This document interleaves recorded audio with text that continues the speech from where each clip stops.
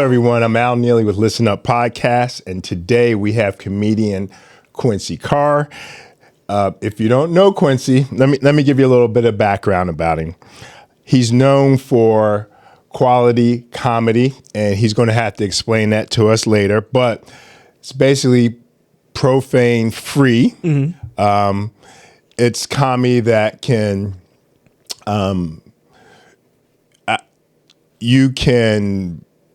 it's for families. We talked about you doing shows at churches. Mm-hmm. So it's something he's chose to do. However, he's also a TV host, a producer, and a philanthropist.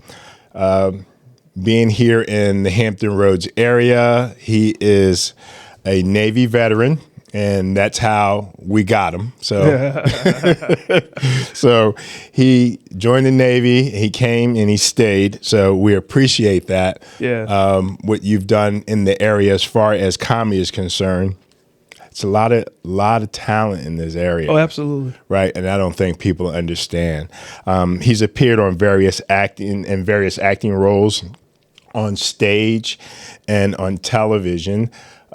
I want to hear about the stage because I've done some stage. It's really it's completely different, you know. Stage like acting, right? But like Julius Caesar type stuff. Who, me? Or like Mama, don't let the belt hit us too hard. Probably more like the Julius Caesar, you know, more like that. Yeah. So, you may have seen him as a character in A Raisin in the Sun, Walter Lee Younger. Yeah.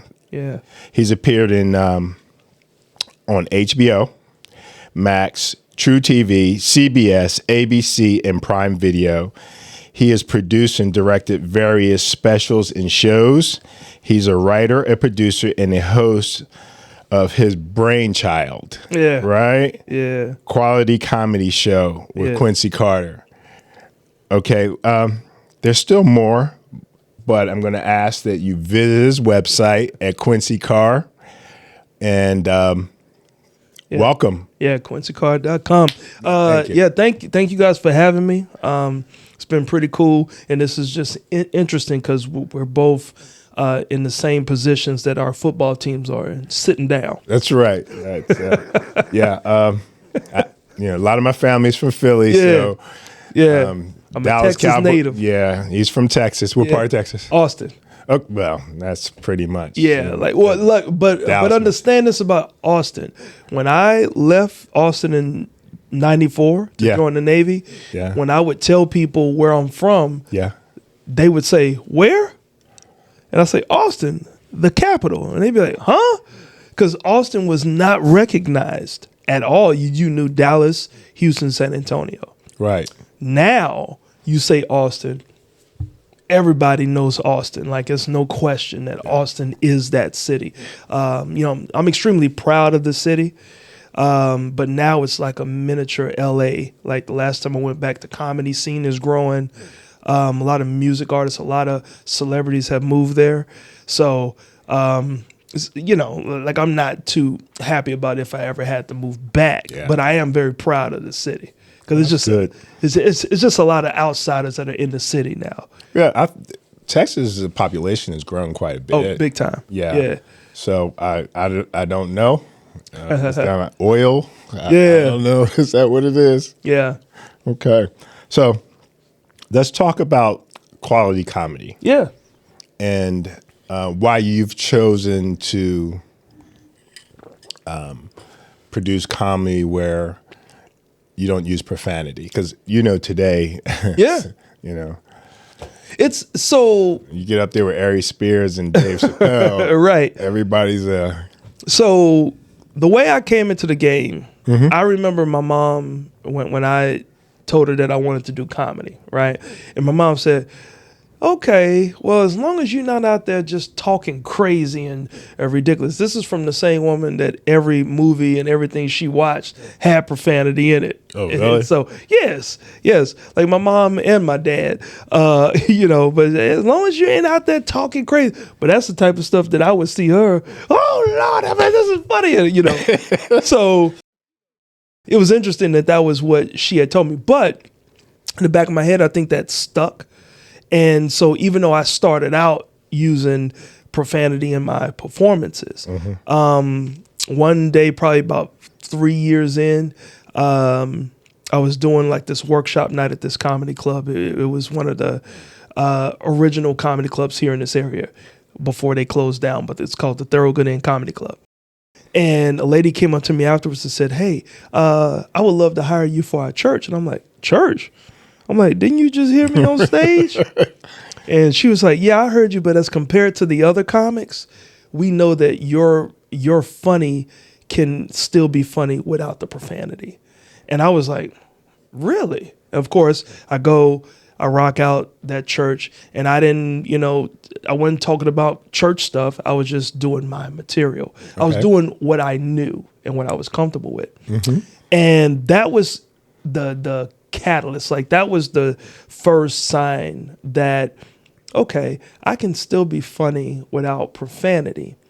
Although I still kept using profanity in my shows after that church gig. It's what allowed me to understand funny is funny if it is funny. Although that didn't come from me, that came from this club owner when I was trying to figure out how can I be funny in front of the black audience like I was in front of the white audience. Because the comedy club I started out was what they call, quote unquote, mainstream comedy club. And when I would perform in front of an urban audience, I didn't get the reception that I would get from a mainstream comedy club. Yes. Okay. Because, black folks, like, we are so tough on each other. You show up on stage, we got our arms crossed. We're like, all right, let me see what this brother gonna do, right? And I never had to deal with that just stepping on stage in front of a mainstream or predominantly white audience. I could just come and just be me, and they're attentive, just waiting on whatever I was going to say. And so I struggled with, okay, how do I relate to the all black audience? Because I know I come across as like a square or I look corny, and this club owner said, that's your problem. You think comedy is white and black. Comedy is about just reading your audience and being funny, but don't disrespect your audience. So if you notice, a lot of times, and it happens today, it's a huge pet peeve of mine, but comics will change when they see the audience dynamic has changed. So if it's a predominantly white audience, whether the comic is white, black, or whatever, they come out, hey, what's up, guys? When the audience is predominantly black, you can hear the comments, oh, shoot, there's more black people. I got to come raw. I can't just... Oh, really? Right. Okay. And that, for me, made sense with the level of don't disrespect your audience. Mm-hmm. And I'm a black person. So I respect the power and the influences and the education that black people have. There's judges, there's lawyers, there's law enforcement, there's politicians, there's all types of prominent people, principals of school.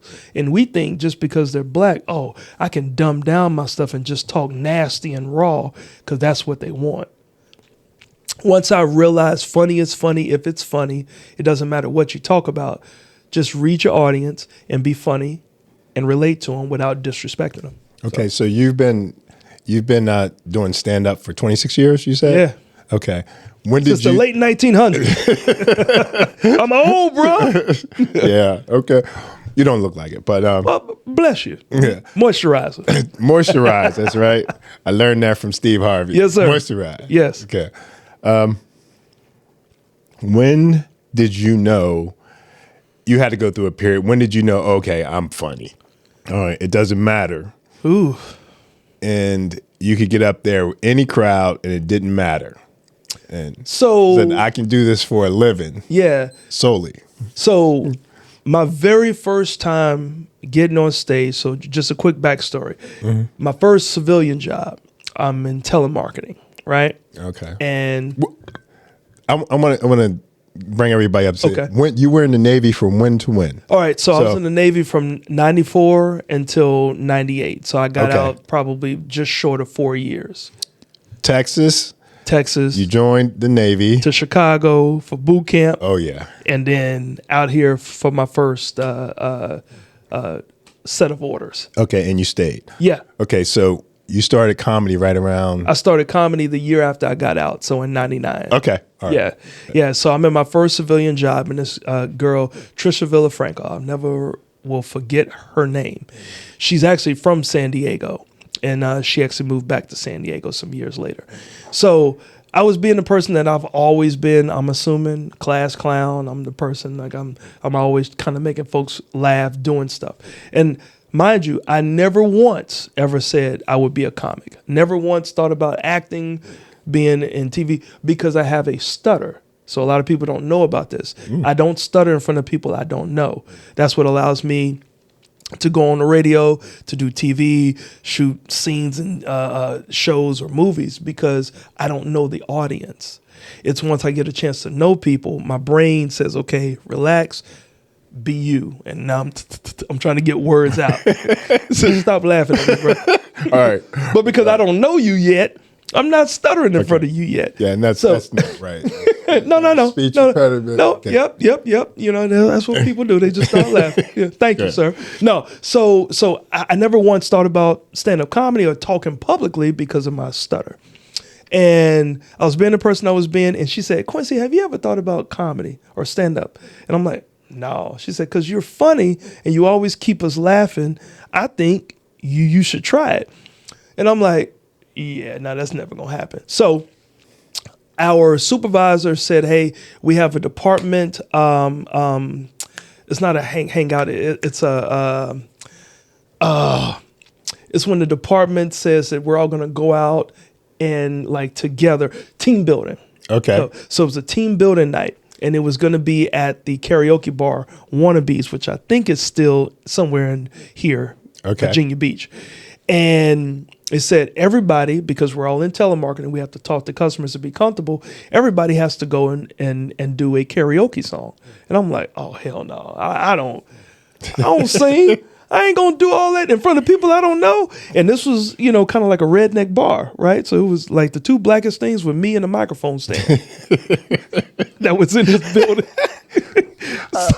So I'm in there and I'm listening to my coworkers sing. Nobody is reacting to them. Everybody's still playing pool and doing whatever.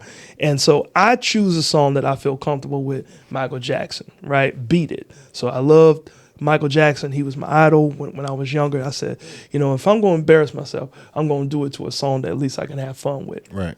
And I knew I couldn't sing. So I go up there and I said, okay, instead of singing, how about I distract people by reenacting the video? So the knife fight, Michael sliding across the pool table, I was doing all of that. And then I was doing, of course, the Michael Jackson mannerisms. I was doing all that. Before I knew it, the people that weren't really paying attention to anybody else singing, now they're entertained. They stop what they're doing, and everybody is watching me do this song. Okay. And by the time I was done, standing people they whistling and cheering. And the girl, she comes up to me and says, if you don't do what God has blessed you to do, you just got this whole group of people who don't know who you are to stand up and cheer for you and applaud what you just did. You need to go do comedy. Yeah.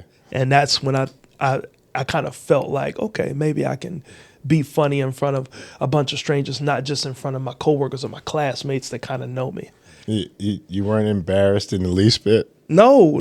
I mean, I think comedians, we tend to always try to find comedy in ways to break up how uncomfortable we are.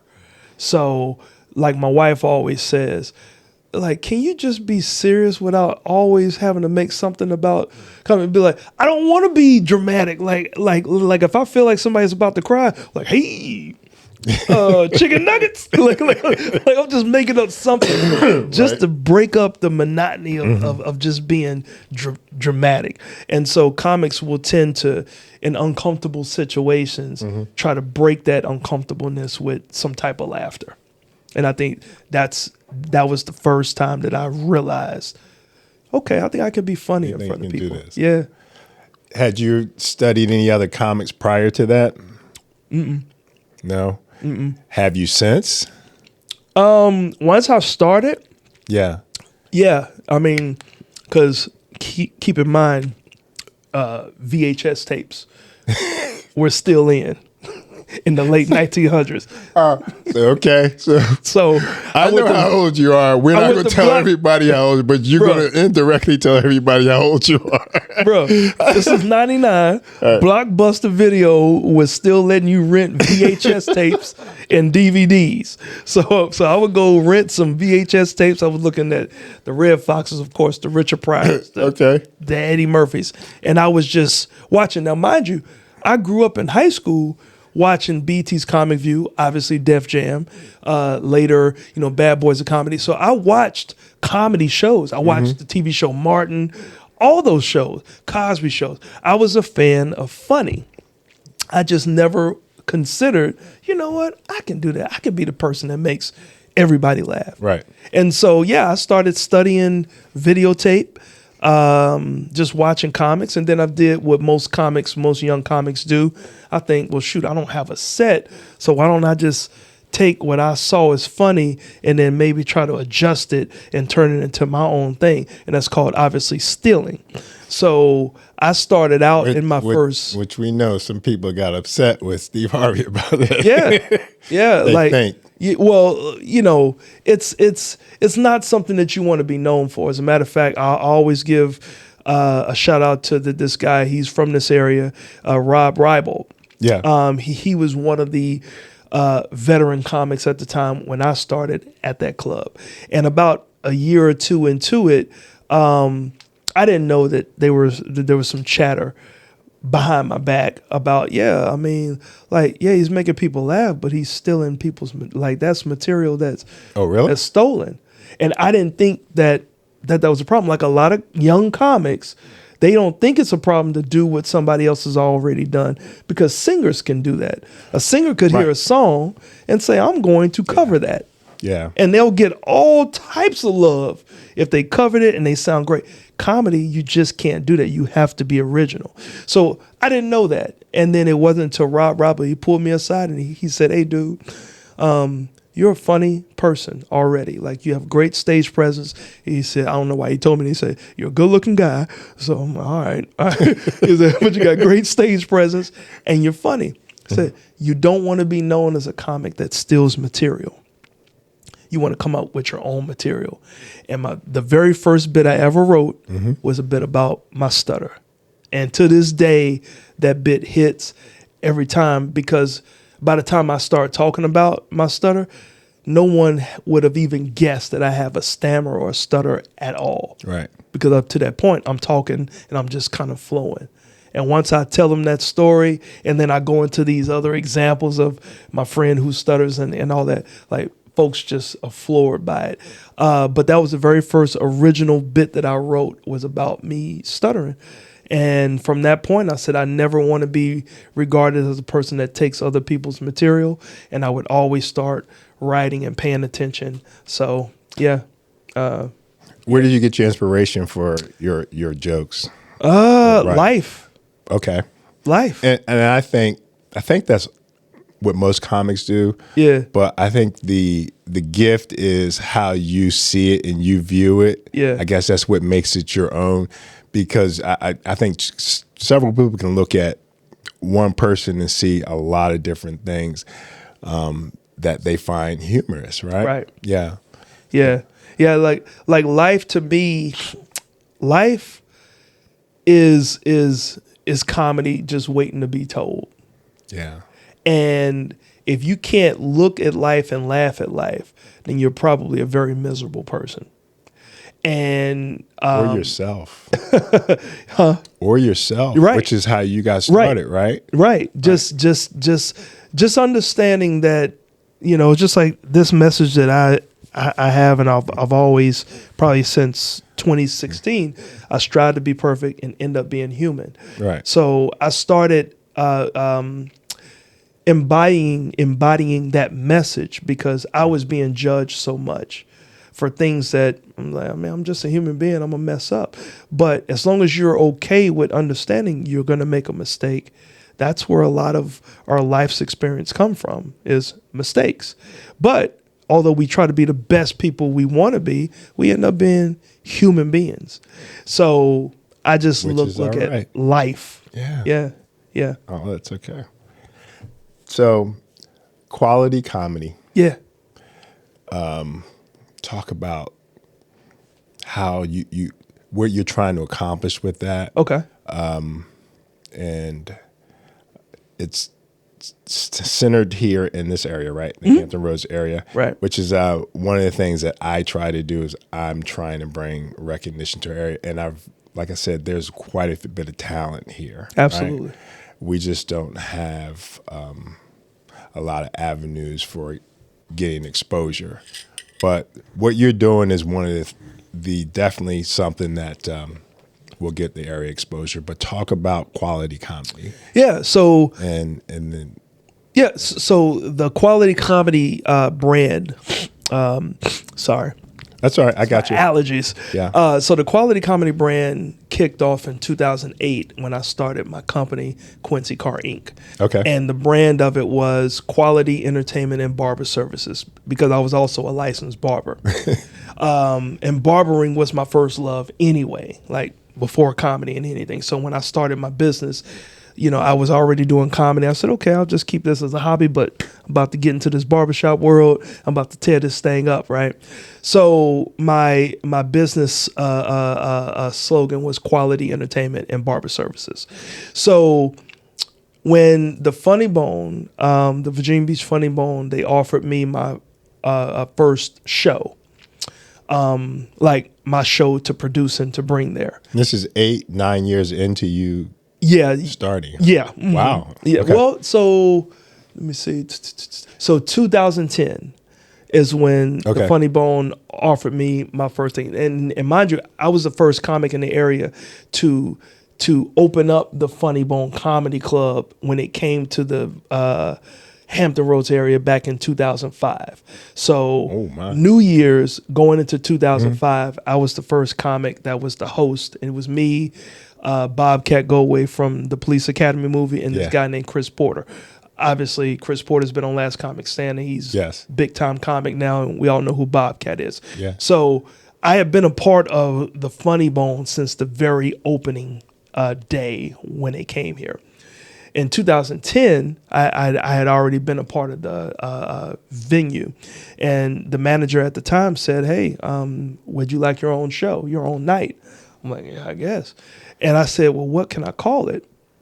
He said, just call it something. I'm like, "No, I'm not going to do what most comics would call their nights." And I didn't want it to sound like it was a black night, or it was a night that is like it's this weird night. So I said, you know what? My brand is quality. Quality comedy kind of has a nice ring to it. So I call it the Quality Comedy Series. And the very first show I did was a PG-13 show. So it had some light cursing, not anything harsh. The very next show I did was I had two church-based comics. One was a headliner and one was a feature act. And that was going to be my first ever all clean show. Mm-hmm. And that show became my most packed show. And it was at that time I said, I think I know what the staple of the Quality Comedy Series is going to be. It's going to be all clean adult humor. Okay. Period. And so that's kind of how the Quality Comedy Series began. But that's what really solidified what quality comedy was going to be about. And so from there, I'm 15 years in, or 16 years in doing that. I left the Funny Bone in 2017. I moved it over to Dave & Buster's, and I just took it to another level at Dave & Buster's. And and I've been rocking ever since. But yeah, clean adult humor that can go anywhere. So whether you're in church, whether you're on a cruise ship, whether you're in a comedy club, just be funny and challenge yourself. Like I get a lot of comics these comics got names. Like I brought Omar Gooding, Cuba Gooding's brother. Really? Yeah. Like he had just started doing comedy probably about 2 years prior to me bringing him about 2 years ago. Mm-hmm. And I met him through a mutual buddy. And I told him, I said, yeah, so my show is no profanity. Well, he curses a lot. And he says, well, yeah. Okay, Quincy, yeah. I can still do it. I'm like, okay, cool. I mean, I got Omar Gooden about to come here. We packed the place out. And I remember him saying that he was fine, but I could tell he was a little bit uncomfortable. It was after that show, he said, dude, you don't know how crazy this is. Like, you're the first person that ever challenged me to not curse. And I had an amazing set, but I was nervous because I had never not cursed on stage. Zone. Yeah. And he said, you challenged me. And man, like, I feel comfortable. Like, if I ever needed to not curse, that I can do it with no problem because of you. Coco Brown, she told me the same thing. Coco said, like, I started out not cursing. And then, of course, I said, F that, I'm going to just be me. She said, doing your show, I didn't want to disrespect your brand because I respect you for what you're doing. And the fact that you still hired me knowing that I don't have anything that shows that I don't curse. Yeah. And she rocked it and killed it. But she also, at the same time, she said, thank you. Like doing your show showed me, like, I don't really need to do the cursing, but it's just what I'm comfortable with. Okay. But I could still rock out. So that brand of quality comedy, which is now officially trademarked since 23. So I own the trademark to it now. That's awesome. Yeah. Are your parents still alive? Yeah. Okay. Yeah. Yeah. What my did they- biological dad, he passed away in 2020, but I didn't know him that much. But my stepdad is still. But your mom, what does she think about your comedy? Well, first of all, like you said, you grew up watching her watch like Richard Pryor and I mean, she's just as proud as any mother would be. My issue with her, and I think she knows this, she's now on Facebook. And this woman in her 70s is liking every single thing. She's gone back and liked stuff from years ago, commenting on it. Oh, I wish I would have known about this. I would have loved it. But mama, get off of Facebook. Get off. And then, or she'll do something crazy like she'll comment on what somebody else has commented on my post. I'm so happy. Thank you for enjoying my son's work. It wasn't always this easy for him. Mama, get off of Facebook. At 70 years old. At 70. I just want to be in the know. Because she wanted to do it because our family reunion has a group page. Right. And, of course, a few of the family members and some of her peers are on Facebook. So she said, well, I want to be on Facebook too so I can see what y'all are saying and da-da-da-da. But it's like, mama, just close your account because you are really into a lot of this stuff. And it's like, it's kind of uncomfortable. Yeah. Okay. But yes, sweet woman. And everything I do, she is behind it, still calling me, I'm in my late 40s. Sweet son, my sweet Quincy. That's sweet her baby. Yeah. That'll never change. All right. So your wife and your daughter. Yeah. Okay. You're at home. Are they like, okay, Dad, you're funny, or just stop it? They joke on me the worst. Really? Like, yes. My daughter pulls no punches. Like, she'll talk about my teeth. She'll talk about, be like, Dad, you got some big teeth.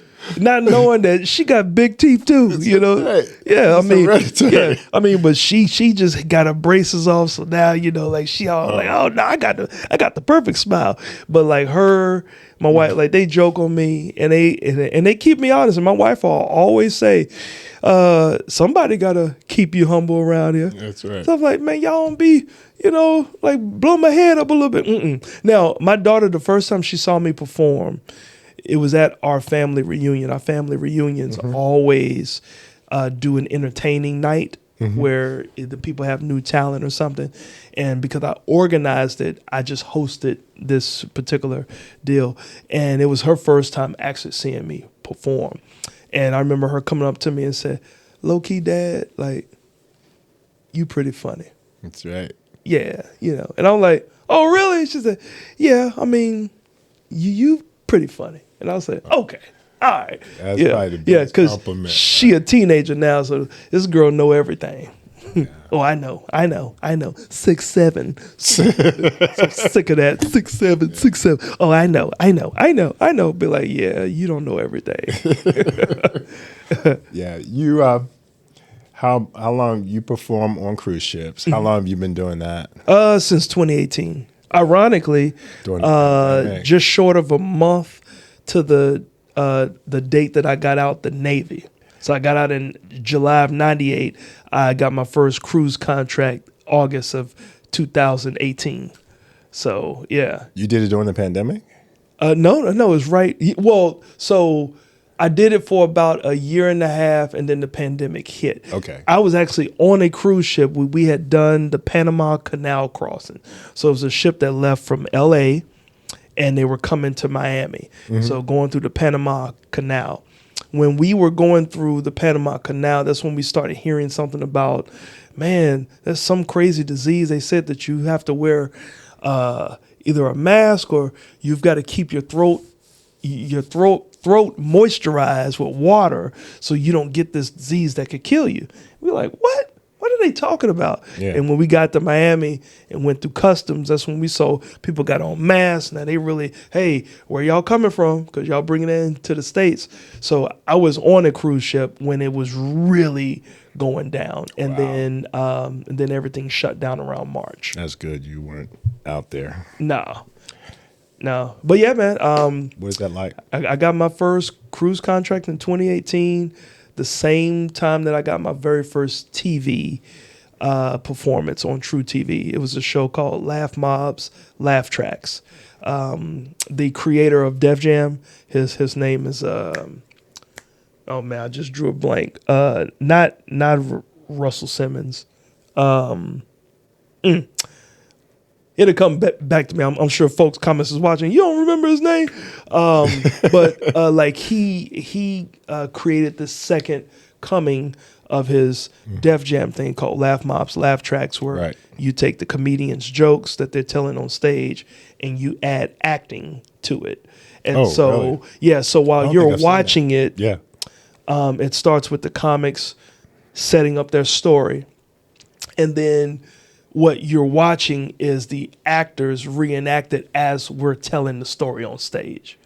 So it was a pretty cool concept, and but it lasted for like 2 or 3 seasons. So I think I got on it on season 2, and I got 2 episodes out of it. And a buddy of mine, when I was taping my episode in Chicago, he hit me up and said, "Hey, remember I've been trying to get you on these cruise ships, man?" And I would always be like, "No, I'm not trying to do those 6-month contracts. I've been in the Navy. I'm not trying to do ships." And he said, "Hey, he said the agency is trusting me to send them referrals. And I'm telling you, you're guaranteed to get on. Send me your 10 minutes." And so I said, you know what? What's it going to hurt? So I sent them my 10 minutes. And before I knew it, they immediately categorized me as a headliner on cruise ships. And this was a person at the time, I still didn't have any TV credits. I didn't have anything that would make me be a headliner. So worst case scenario, I would start off as a host, right? Yeah. Mm-hmm. And no, they saw what they saw. And I told him, I said, "Bro, like, I think they made me a headliner." And he said, "What?" He said, "Man, you know how long I had to be a host before I got bumped up to headliner?" I said, "Yeah, but like..." Funnier than you. It's like, what did they see? Yeah. And he said, "Man, they must have went deep beyond that 10-minute clip that you sent. They must have looked you up or did something." Because I'm like, because I have no credits. I have no major TV credits, no anything. And so, like when I got the cruise ship thing, that ended up being much better than the road comedy life, going from club to club to club, because now it's a different ball game. Yeah. All expense paid. You're traveling to these countries. You're performing for people from all over. And the paycheck is much better than a comedy club. You probably don't have too many expenses. No. Traveling. It's all good. And I mean, I don't have to do but like a week or 2 at a time. So it's not even like a 3-6 month contract. No, it's just 1 week or two weeks, and you're back home. Is it one cruise line or is it multiple ones? So I only do one main cruise line. I've done 2 total. Okay. I've done Holland America and Norwegian, but Norwegian is my main one that I do. I've chosen not to do Carnival and not to do Royal, mainly because they overwork you, and it's not a lot of work, but okay, so on average I can do 6 shows in a 7-day cruise. That's not bad. Right. Even if I had to do 7 shows, it's not bad. These other ships, you're doing an average of 12 to 14 shows. So you're probably doing 2 shows a night. And the show's only 25 minutes. But comedy, what a lot of people don't know, it pulls a lot from us to give y'all this material to laugh at. And I love being a comic, but I don't want to work 2 shows a night, 7 straight nights. And they also pay you a little bit less than what I get on the radio. So I'm like, I'm not doing all that work. And some comics love it, but I'm not at that point in my life. Work smarter, not harder. Yeah. Yeah.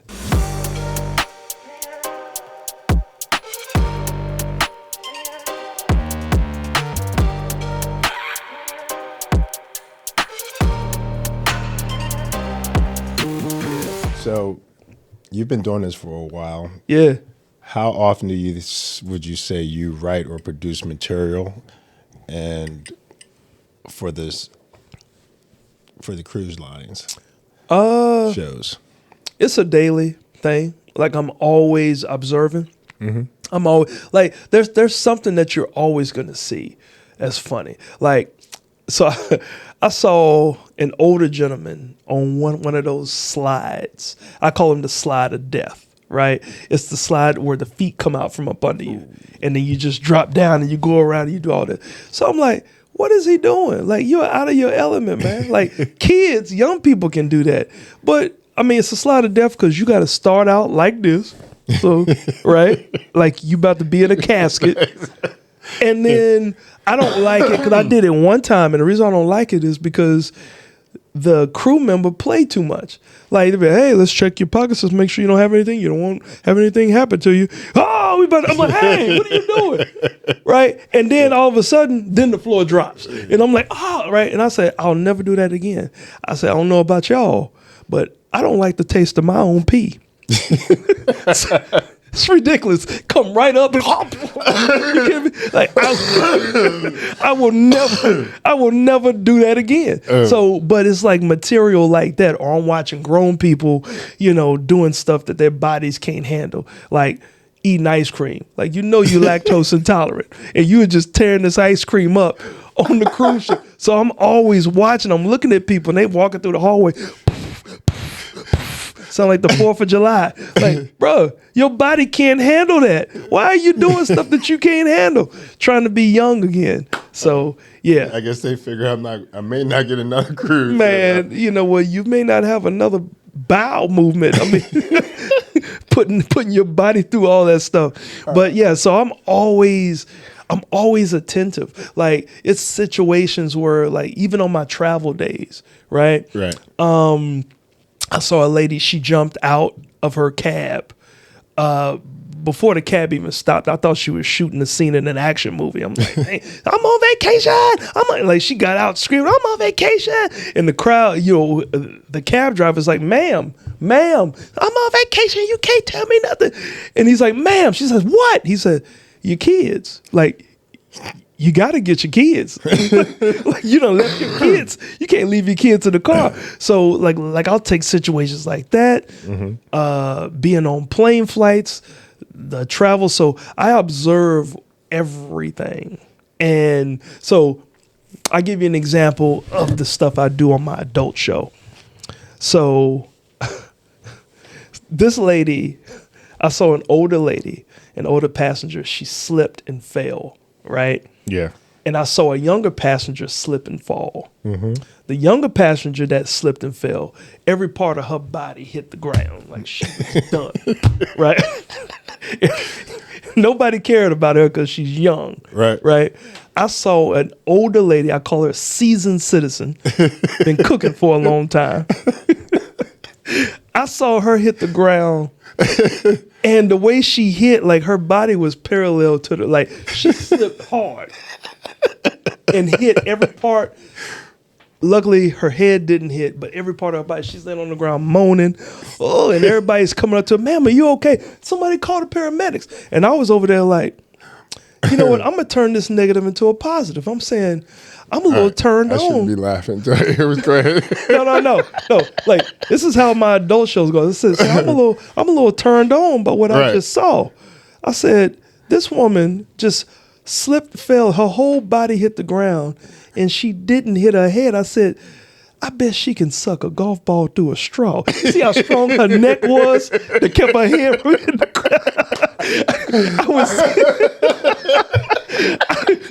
I said it, and the crowd just bust out laughing because they never see that coming. Oh, man. But that's how crazy my adult show, or that's like, you know, like I don't have to say the words. I could just kind of use innuendo.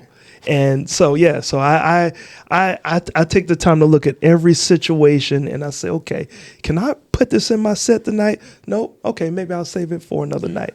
Right. Yeah. Let me ask you, take you back a little bit. All right. So why don't you ever engage a heckler?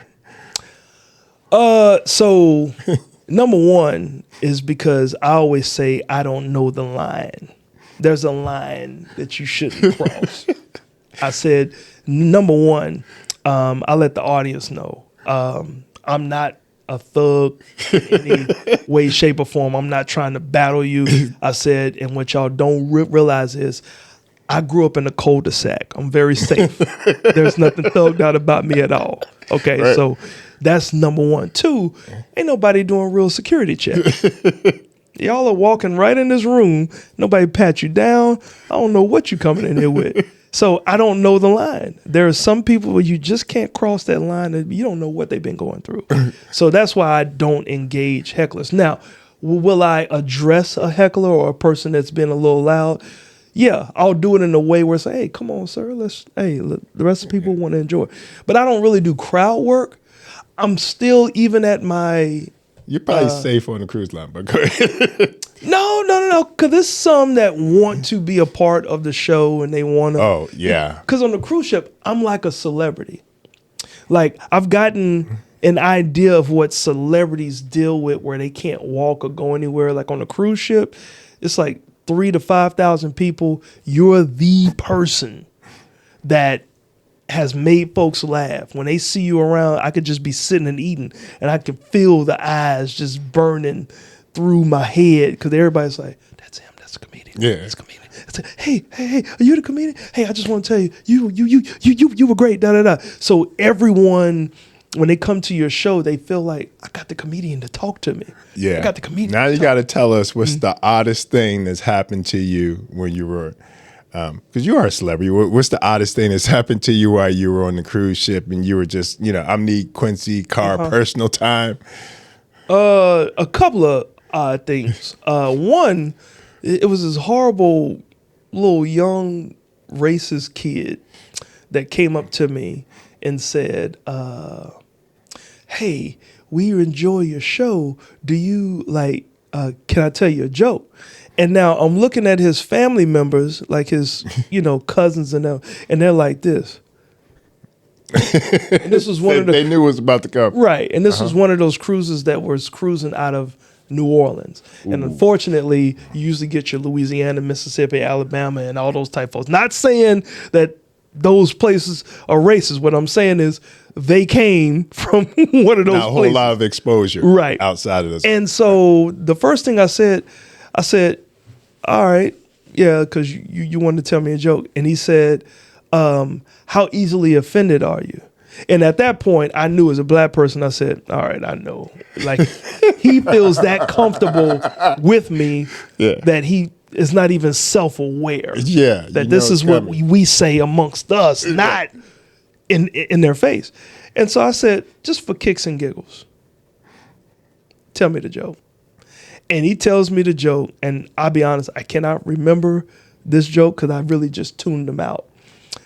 I just wanted to see how far he was actually going to be unaware of how he was talking. Right. So he says it, and he says the punchline, And his sisters and cousins is like, oh my God.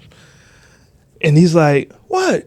You know Nana loves that joke. Like, we say it around her all the time. And I'm like, yeah, this is a generational thing. Like, y'all are just comfortable doing that. And so that's all I needed. Now, one of the craziest things that happened, I know I don't talk like politics and all that stuff.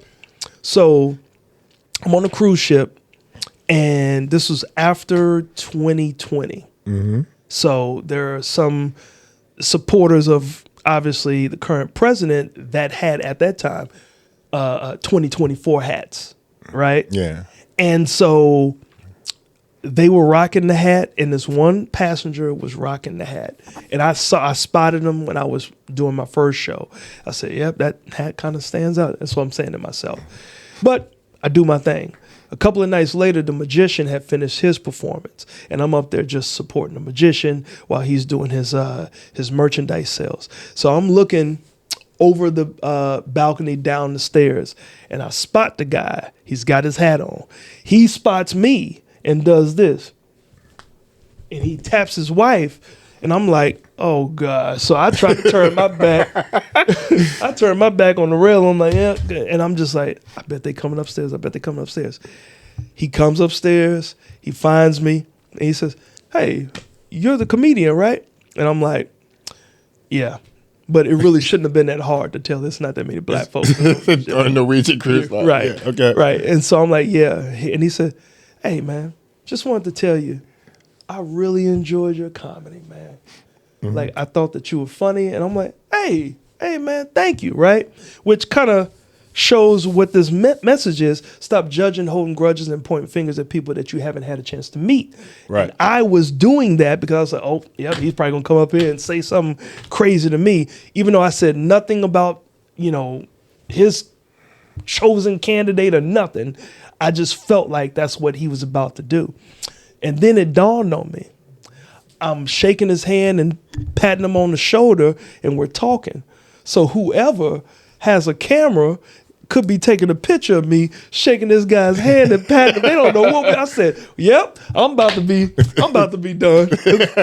Because now it looked like I'm one of those, So that was one of the most eye-opening moments that I felt like I had. It was a strange moment, but it was eye-opening because he just came to tell me, hey, I really enjoyed your show.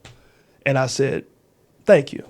Yeah. So I've had some interesting moments, but it's like I said, like when I saw that lady fall and everybody was just getting all nervous about it. I mean, there was a person that actually felt like he passed out during the show. Right. I was there. I wasn't performing, but I was watching my homeboy perform, and I was just there just to support him. And we're on the ship. Right. And this dude, like in the back of the room, and falls out. And everybody's like, and they gasp. And of course, my man is on stage. Like, hey, let's turn the lights on. Hey, let's get him some help. And everybody's moving out the way. And he's passed out on the floor. We don't know what happened, whether he had a heart attack or what. They call for the medical team. The medical team is coming down. The medical team is clumsy as hell. The first guy that I cannot make this up. The first responder that's coming, he trips like just outside of the door. All we hear is whatever he had in his hand just spread all over the floor. Meanwhile, this guy's still passed out. The medical team needed help. Right. This guy is still passed out. People trying to fan him, and like you can see he has a pulse. Yeah. But he's not conscious. And then the doctor behind him, the first responder, he slips and falls on top of him. This is all true. So the doctor and the first responder are both rolling on the ground, holding their knee. And I promise you, I swear to God, the dude that was passed out, I just have to imagine he realized he wasn't going to get the medical attention that he needed. Because he came to, he was like, you know what? I'm good. This dude was passed out, not conscious at all. And it hit him in his head like, hold up. These are the people supposed to be saving me? You know what? I'm good. And then, of course, the comedy show continued. Like they said, y'all want to keep the comedy show? And this is how these people on vacation are. Yeah. Like, we don't care about them passing out. Finish your jokes, man. So, yeah. So I see a lot, and I always try to turn tragedy into comedy, man. Like, it's the one thing that keeps me sane. Yeah, a lot of people right now, it's just a lot of tension. Yeah. A lot of, oh, man, it's just a whole bunch right now. So Yeah. going to a comedy show is definitely can be a highlight of a week. Talk about is it Coastal Comedy Live? Coast Comedy Live? Yeah. Yeah, Coast Comedy. Yeah. Okay, talk about that. So tell us what that is. Yeah. So Coast Comedy Live is like a I want to say it's the second part to the Lifestyles and Entertainment weekday show called Coast Live. Okay. And that's April and Chandler on the Channel 3 on the CBS affiliate. Okay. And what is your involvement?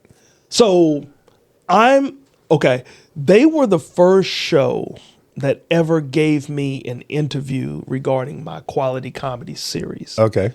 Of all the shows here, of all the TV news stations here, Channel 3, and I'm putting that out there, Channel 3 is the first one that ever helped me promote my quality comedy series. Awesome. I had asked other ones, and it wasn't as important, or it wasn't as big time enough to give me a shot.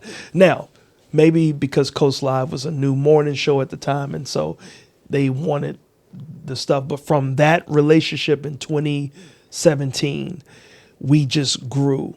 And then in 2019, I got hired on what could be considered a competition lifestyles and entertainment show, Living 757, on the Cox platform. Okay. So I thought that our relationship would be weird, but we just all agreed, hey, I won't talk about my show on your show, and we won't talk about your show on our show, because I brought a certain level of entertainment every time I would do an interview. And then anytime I have a show and I'm promoting a show, I bring the headliner, and me and the headliner is on the couch, and then I give all the information about the show, but the audience gets a chance to see a teaser of why they should come out to my show to see this headliner. And as that evolved in 2022, the GM that had just kind of came over there, I think his name was Adam Chase. He's no longer there. But he had reached out to me, was in New York or something, and said, hey, Quincy, I'm in New York. I know you don't know who I am. I'm the vice president of broadcasting there, and your name came up in a room. I'm like, what? And he said, I want to do something different. I want to bring a comedy show to our TV station, but nobody's ever done that. And when I brought that up, people mentioned your name as the person that can probably help get this done. Now, I'm shocked at the same time, but I'm like, yeah, okay, so I guess I have laid down some decent groundwork here in the area, and kind of brought to them the idea of how I produced a comedy TV show at the Funny Bone back in 2014. And I said, if we can use this format. So the format is the comics would perform, and after they perform, they'd sit down and have a conversation on the couch. And it kind of resembles a late night TV type of set. right. And man, we've done 4 total seasons, 22, 23, 24, and last year. And then we even started doing a New Year's special version of the Coast Comedy Live, and we've done that for 2 years straight. So on the credits, it says quality comedy provided by Quincy Carr Inc., and then my name is listed as a talent coordinator. So that's the relationship that I've had with them since 2017, Coast Live, and then Coast Comedy Live has been a part of that as well. So I'm very fortunate to be in a position where I have that level of access, but at the same time to have my name mentioned in a room of people that I didn't even know were talking about me. Yeah. And for the president of broadcasting to contact me and say, hey, I want to do this. And you were one of the first names that someone says, talk to Quincy. Yeah. I'm like, whoa. It's a blessing. Yeah, man. Yeah. Definitely. Yeah. Yeah. So it's been pretty cool. That's awesome. Yeah. So tell us about your website is quincycarr.com. Yeah. Mm-hmm. Okay. They can find events, what events you have coming up. Yeah. You can purchase merchandise. What else do you have going on? Yeah. So you'll always be able to see like what cruise ships I'm going to be on next, just in case you're cruising. Right. Every now and again, I'll run into some passengers that are from the Hampton Roads area. And it's always crazy because it's like we're like 5,000 miles away, whether I'm on an Alaskan cruise or I'm on a Caribbean cruise. Mm-hmm. And I always mention where I'm from. And I'll say Virginia Beach, and somebody say, where in Virginia Beach? I said, well, actually, I live in Portsmouth because don't nobody know Portsmouth. So I say Virginia Beach. Yeah. Portsmouth, I live in Chesapeake. Wow. Yeah. You know, so you'll see like where my cruise ships or which cruise ship I'm going to be on next. You'll usually see where I'm going to be, like if it's on land next. And you can see like clips, like past clips of the things that I've done on my YouTube channel. But yeah, so it's all there. Like you can reach out to me. I got my merchandise sales, whether my t-shirts do really well. So I have an online store. Mm-hmm. So they can go to the online store. They can get a ball cap. They can get this. But just overall, the message that I push with it is just letting folks know, hey, you know, we strive to be perfect. We end up being human. Let's try to fix ourselves before we try to fix other people. So if we can look in the mirror and say, let me be a better person, right, then it makes it easy to go out there as a better person, hoping you inspire somebody else to do the same. Right. Instead of sitting back and say, you need to be better. You need to do this. Be like, how about you fix you first? That's right. Yeah. Yeah. Yeah. So that and then my dry bar comedy special, like that was pretty cool for me. Because I shot my own comedy special first back in 2016. Okay. And it was when I was turning 40. So now you know how old I am. So I was getting ready to turn 40, and I said, nobody is coming here to give me a comedy special. After all these years I've been performing, I said, let me shoot my own. So I booked a trip out to L.A., got some inspiration, talked to a few people in the industry, and I said, do you think I can shoot my own? They said, yeah, why not? And so I did. In like 3 months, I had it all set. I shot it at the Barry Robinson Theater in Virginia Beach. And it turned out great. And it was called Too Young for 40. Because everyone was like, you look too young to be turning 40. And then I used that time to kind of talk about my new relationship with my biological father at the time, prior to him passing. And I just kind of just told a lot about me and how I was feeling turning 40 and the things that people never knew about me. So that one was pretty good. So when I got my Dry Bar comedy special, Dry Bar is a clean comedy platform that's worldwide, is recognized worldwide. Mm-hmm. So that one got released almost, I want to say, a year and a half ago. And that one is doing well. And that one is called I'm Human, I Checked. If the bear is black, fight back. If the bear is brown, lay down. If the bear is white, good night. Because they say polar bears are much more aggressive, and then a grizzly bear is the next aggressive, and then a black bear, you can fight. You know what? I'm black, y'all. How about if you and the bear is home, you deserve to lose your dome.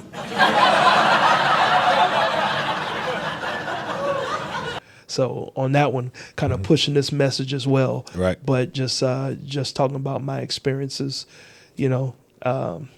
as I'm living life. So I'm hopeful to shoot a third comedy special here soon. So I'm working on in this area. I don't know if I'm gonna shoot it in this area. I don't know if it's gonna be another Dry Bar special, because for Dry Bar you've got to go out to Utah, a place it's called Provo, Utah. Okay. And Yeah. why? Why is that? So that's where their studio is. Oh, the Dry Bar Studio. Yeah. Oh, okay. Yep. Okay, gotcha. Yep. So that's where they record all the comedy specials out in Provo, Utah. So You been there? Huh? Have you been there? Yeah. Okay. Yeah. Because I had to go out there to To shoot. do the original. Yeah. Okay. And I just got word that their airport has now been fixed. Have you ever flown into Salt Lake City before? Never. Okay, so for anybody that's listening, you know I'm not lying. That was the worst design of an airport in the history Wow. of airports. Like, you had to walk so long after you got off the plane just to get to baggage claim. I'm talking, and I'm not making this up. It had to have been at least about a half-mile walk. Wow. Yeah. I've Like, been in some pretty bad airports. this was the worst airport design Okay. I've ever seen in my life. But at the time that I had gone there, they had stories of mountain lions coming down and snatching, pets and kids and all types of stuff. And I was like, where am I at right now? Where I got to worry about a mountain lion. Yeah. While I'm waiting on my Uber. So, Wow. yeah. So that one, a pretty cool experience. And then I went back a couple of years after that because there was a group of faculty members that came on a cruise ship and they liked my performance. And they said, we were talking and we would love for you to come talk to our high schoolers. We think they would benefit from your message, but just a chance to get to know you. And they happened to be about 30 minutes from Provo. So I actually went there. Wow. That's awesome. Yeah. Okay. I know by the time this is produced, you're going to be at the Rivers. By the time this is produced, it's going to be a week later. How often will you perform at the Rivers Casino in Portsmouth? You have any other bookings coming up for that? That one was booked by another fellow comic that actually has the room. Okay. So he's been trying to get me on that show that I think it's a Wednesday night. But he had been trying to get me on that show. And so I finally was like, hey, look, I'm available first month. And so he put me on in the last week of the first month of this year. Yeah, people around here are going to see you. So Dave and Buster's is... Oh, yeah. Dave and Buster's, Yeah. my very first kickoff show Okay. for Dave and Buster's for season 14 of the Quality Comedy Series Okay. is already set for Thursday, March 19th. Okay. Okay. I do that show every third Thursday of the month, so you never have to question what date it is. Just look for the third Thursday of that month. And on the first one, I always bring a big time comic. The past 2 years, like I told you, I had Omar Gooding to kick off 2 years ago. I had Coco Brown to kick off last year. And this year, a buddy of mine that tours with Dave Chappelle. His name is Marshall Brandon. Brilliant comic. And he's out of New York, but he's been a writer on Comic View and a bunch of sitcoms. And so a lot of people may not know him by his face. Okay. But he's a big time comic that I'm very blessed to be able to get him booked and have him come down to kick off season 14 of continuing to do this show. So obviously I lost some years when COVID hit because I started in 2010 and then COVID, I think I didn't come back after 2020 until 2023. So I lost some years. So right now we're on season 14. That doesn't add up to, you say you started in 2010. What happened, bro? So yeah. So that's just how it goes. Okay. It was awesome having you on. Yeah. I'm looking forward to when it's produced and just see what kind of exposure we're getting out of it. But Quincy Carr, I think we can claim you as ours now for the Hampton Roads area. So, Texas, Dallas, and Hey, but I get it, bro. Look, as long as y'all understand the whole thing with the Quality Comedy King. Yes. All right. Right. Quality Comedy King. I didn't name myself that. Okay. By the way, somebody else said, "Oh yeah, you're doing quality comedy. You the Quality Comedy King," and that's only for the people to be like, "What makes him a king?" I'm like, I didn't name it. Just somebody just kind of put that in my lap. I said, okay, and then that became my handle. And so everything I do, I try to embody that quality comedy brand. And I started here in Virginia Beach, Virginia. That's right. So this is now my home just as much as Austin is. I would love to bring something back to Austin, Texas. Oh, yeah, that'd be awesome. But this is my home. That's so awesome. yeah. I appreciate y'all for welcoming me. Yes, that's it. Quincy Carr, quality comedy king. Don't you forget it. All right. Thanks for coming in. Thank you, bro. And then we'll have to do it again. Yeah. And I'm going to see you on the 19th of March for sure. Oh, let's get it. All right. That concludes today's episode. Listen up.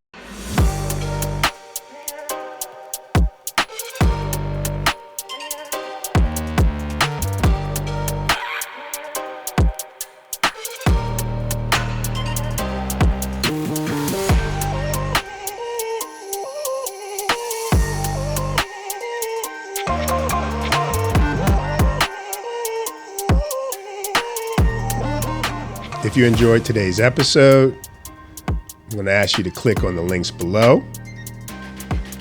Follow, subscribe, become part of the conversation. And remember, listen up.